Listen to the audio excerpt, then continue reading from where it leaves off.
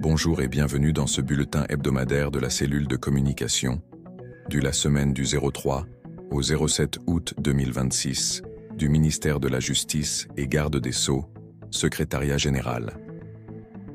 La semaine du 03 au 07 août 2026 a été marquée par le renforcement de l'action de la République démocratique du Congo. Elle met l'accent sur la coopération judiciaire régionale et la justice internationale. D'une part, l'interpellation à Brazzaville de Béni Moukena Mwepu, recherché dans le cadre de l'information judiciaire ouverte après le décès de l'entrepreneur Vali Amizi. Cela met en évidence l'importance des mécanismes de coopération entre États dans la lutte contre l'impunité.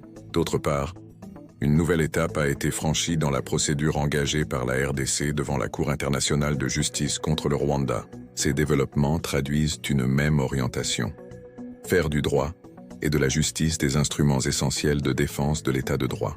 Une justice forte repose sur le respect de la présomption d'innocence, des droits de la défense et des engagements internationaux.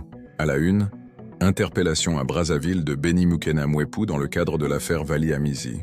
Le ministère a annoncé l'arrestation du suspect recherché suite au décès de l'entrepreneur Vali Amizi, survenu à Kinshasa le 9 avril dernier. L'opération est le résultat d'une entraide judiciaire.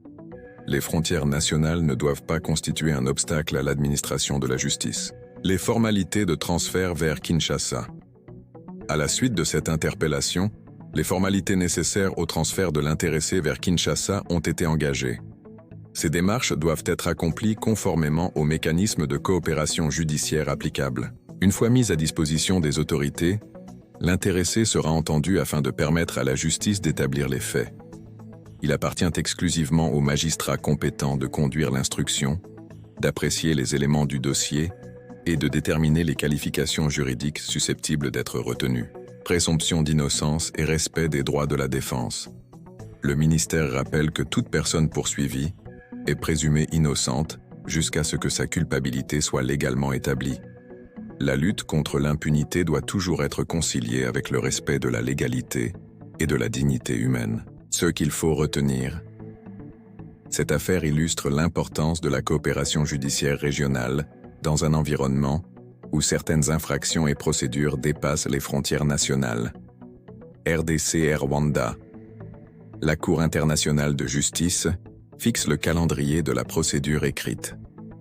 La semaine a également été marquée par une évolution importante sur le terrain de la justice internationale. Dans le cadre de l'affaire opposant la République démocratique du Congo à la République du Rwanda, la Cour internationale de justice a rendu, le 4 août 2026, une ordonnance fixant les délais pour le dépôt des pièces de la procédure écrite.